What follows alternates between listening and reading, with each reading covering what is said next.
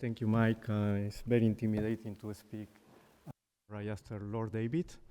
Um, so when you asked me to make this presentation, and I asked for the questions and the themes, so you said they're similar to last year, no? And it reminded me of this story that when Einstein was in Princeton, and he was preparing the final exams, and he gave the questionnaire to a teaching assistant. And he said, "Professor, this is a mistake, because these are the same questions as last year." And then Einstein replied, "No, these are the right questions, but the answers are different." Well, my name is Marco Kamiya, and I'm representative of United Nations Industrial Development Organization. I'm based in Jakarta, and it's a great pleasure to be here. So let me start. The French historian, Fernand Braudel, identified 3 cycles of history.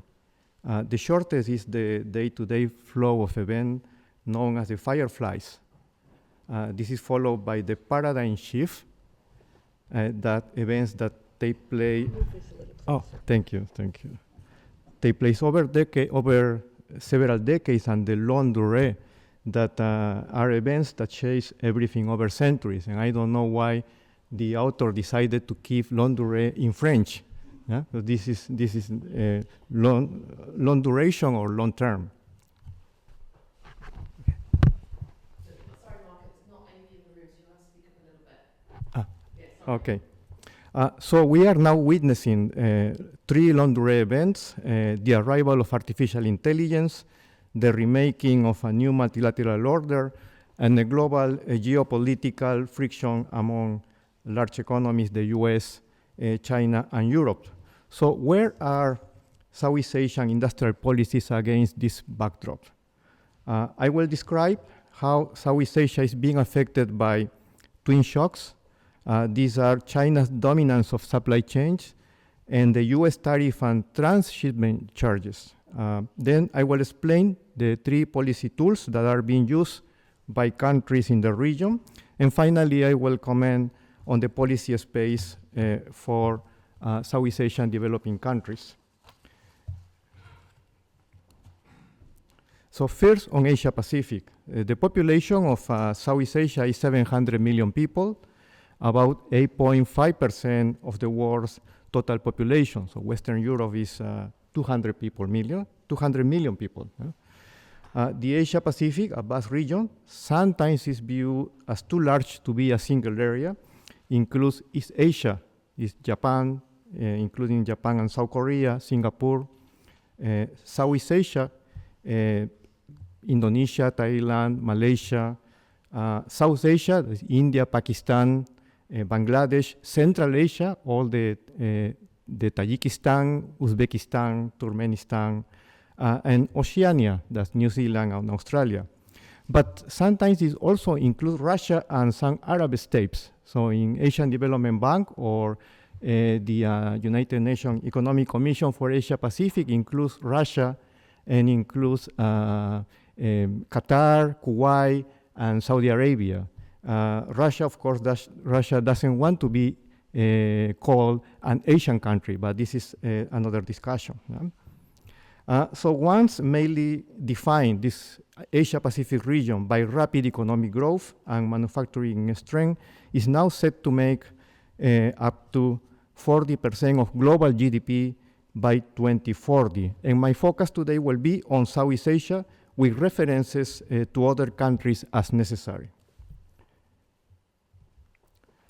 So I think maybe you know about the flying geese model. So the World Bank discovered industrial policy in 1993 with his book, The East Asian Miracle, which describes the industrialization pattern in East Asia. So we can say that the growth in East Asia was explained by the flying geese model. In 1962, Japanese economist Akamatsu said that capital accumulation, supported by the inflow of foreign direct investment and the strengthening of forward and backward linkages, changed the comparative advantage of countries. and this leads to a grading of the industrial structure. So Japan achieved rapid industrial development in just 3 decades, not after the Second World War, but during the Meiji Reform from 1870 to 1910. So expanding heavy industries, iron and steel, shipbuilding and mining. And this is as impressive as China's industrial growth over the last decades since the 1990s. So a typical pattern observed in Asian countries is Japan's shift from the textile industry to chemicals, then to steel, automobiles, and finally to electronics and electrical industries. As labor cost rises, industries gradually move to lower income country. So as a description of East Asia, the Japanese flying geese model explains growth since the 1950s until the early 2000s, when China started to dominate entire industries. So the question is whether China is leading the new flying geese model. So I will provide some elements to answer this, and this maybe we can discuss during the 2 days in our different tables. But let me describe about to say something about manufacturing.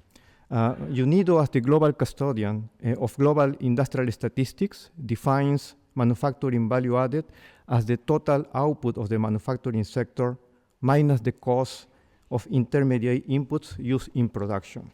So comparing 2015 and 2023, as a proportion of GDP, MVA, manufacturing value added, decreases in Southeast Asian countries, but also in China, while it slightly increases in Malaysia and significantly increases in Vietnam. So there are 2 reasons for this. First is the nature of manufacturing and related services. So Tim Minshall's book, Your Life is Manufacture, actually explains how manufacturing is embedded in various activities. And this is part of an ongoing global discussion on how to quantify and how to measure manufacturing statistics globally. But the second reason is transshipment. From Trans 1.0, China uses transshipment in Vietnam and Mexico as a strategy to bypass US tariffs by re-exporting goods. Now the US has threatened to impose 40% transshipment charge on what they consider Chinese goods going through Vietnam, aiming to disrupt China's role in supply chains. So the US tariff on Southeast Asian countries vary by nation. Currently, Vietnam and most other members of the ASEAN, that is the Association of Southeast Asian Nations, face a 20% average reciprocal tariff. However, the most alarming measure is not tariff, it's transshipment, and which will likely be imposed on countries that the US consider that are forwarding products from China. Note that the average intra-ASEAN tariff has been nearly eliminated across the 10 ASEAN member states, remaining just below 0.2% since 2017. So in cases of high transshipment charges, ASEAN policies may be challenged, with some nations choosing to negotiate bilateral concessions with the US. So in a new book, I mean, you have probably heard about this breakneck, no? Dan Wan argues that engineers run China while lawyers run America. No? And China builds quickly while America debates. This is what he said. No? This doesn't mean that engineers are better than or worse than lawyers, of course. Yeah? But for instance, Japan is primarily run by lawyers and economists. So I'm curious, who runs the European Union or the UK? China dominates global supply chain due to decades of investment in infrastructure, government policies, and large labor force, and a vast integrated industrial ecosystem that makes the world-leading manufacturing hub for goods and raw materials.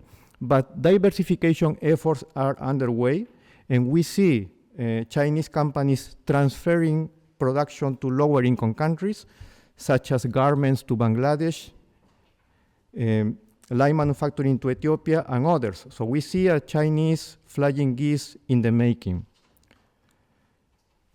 So what are the policy tools that Southeast Asian countries are using? I will first say that Southeast Asia is a region with a long tradition of industrial policies, picking winners and protecting champions to nurture. Also, countries consider manufacturing an essential engine for growth. So the three policies that are being strengthened and modified are commodity-based industrial policy, economic zones, and production networks. And let me describe first commodity-based industrial policies. So, and this is the case of Indonesia. Indonesia possesses the largest reserve of nickel, a key material to produce steel, batteries, and electric vehicles. In 2020, the government announced the downstreaming policy, banning export of unprocessed nickel. So in 2023, China, with the Belt and Road Initiative, invested over $7 billion in Indonesia in nickel smelters, with Chinese companies opening massive industrial parks. So as a result, Indonesia's share of the global refined nickel market has grown, accounting for more than 50% of global nickel production. Indonesia's President Prabowo has announced a plan for massive downstreaming to attract $600 billion in investment in sectors like renewable energy, fisheries, oil and gas, agriculture, and mining to advance with the downstreaming. And so far, the country has been very successful in attracting investment, but it has not been equally successful in strengthening, in absorbing foreign technology. So that's something that is a pending task for the country. The second growing industrial policy tool is economic zones. And ASEAN countries has over 1,600 economic zones, which has contributed to the region socioeconomic growth and FDI attraction. And Southeast Asian countries heavily utilize special economic zones to attract foreign investment, generate employment, and promote economic growth by offering incentives and favorable regulation. And there are many significant examples. Thailand's 10 border special economic zones, Philippines' free port zones, Vietnam networks of industrial zones, and Indonesia, of course, that has established industrial parks for nickel and EV factories. And Malaysia, developing parks, industrial parks for semiconductors, and Thailand expanding industrial parks to produce electronics. So other countries also have different types of economic zones, some to attract FDI, and others to support R&D. So they are growing and multiplying. The third policy tool is integrated production networks, and participation in production networks is crucial in development strategies of ASEAN countries. ASEAN and surrounding East Asian countries enter an era of international production and distribution networks in the mid-1980s. Now, this depends on the space available for production integration today. So if transshipment charges are enforced, this may trigger competition among ASEAN countries. And Vietnam, which is so dependent on the US market, will have to negotiate, whereas Cambodia, more allied with China, may probably look the other way. The Philippines may try to expand back office services with US companies. Some additional slides, final slides on strategic industrial policy. So while countries are struggling to reshape their industrial policies, so China continues expanding its production network. So according to Patrick McGee's book on Apple in China, from 2016, Apple invested $275 billion for 5 years in China. This amount is larger than what the US provided with the Marshall Plan to Western Europe. So in the graph for BYD, the Chinese EV car companies, production sites are expanding or under construction in Cambodia, Indonesia, Thailand, Uzbekistan, Turkey, and Hungary. CATL, that is a Chinese EV battery producer, is also building a plant in Spain. And additional, two things that are additional, not related with Asia, indirectly related with Asia, is that China has begun building a major maritime port overseas in Latin America. This is the port of Chancay in Peru, and the project will be a hub for commodities and goods from Latin American countries. And Chancay is the shortest distance between Latin America and the port of Shanghai in China. So, and in Africa, one of the countries to watch is Morocco, which is experiences that kind of accelerated industrial development since 2010. And there is another Chinese company, Gotion High-Tech, that is investing, is building a multi-mega factory, EV battery there. According to the Global Trade Alert, industrial policies are moving from climate change mitigation to national security and geopolitical concerns. However, for developing countries, still, primary goals for industrial policies are still job creation and poverty alleviation. But China's domination of entire supply chain makes it difficult for developing countries to industrialize. But on the other hand, China is building production networks overseas. So developing countries still require the US market to support their industrial policies. China cannot yet offer its domestic market to developing countries, as its domestic market is not large enough. And Chinese companies are actually in tight competition with very low profitability. So, final slide. So as we are living with this kind of long duration factors with artificial intelligence, the emergence of a new multilateral order and geopolitical tensions, the orientation of industrial policies in Southeast Asia will depend on how the US imposes tariff and transshipment charges and how outward Chinese SDI evolves overseas. So commodity-based industrial policy, special economic zones, and production platforms will follow the logic of US and China policies. So the task ahead is to provide a new flying geese model, not only for Southeast Asian countries, but for the rest of the world. And I think that China, the US, and Europe can contribute to its design. Thank you.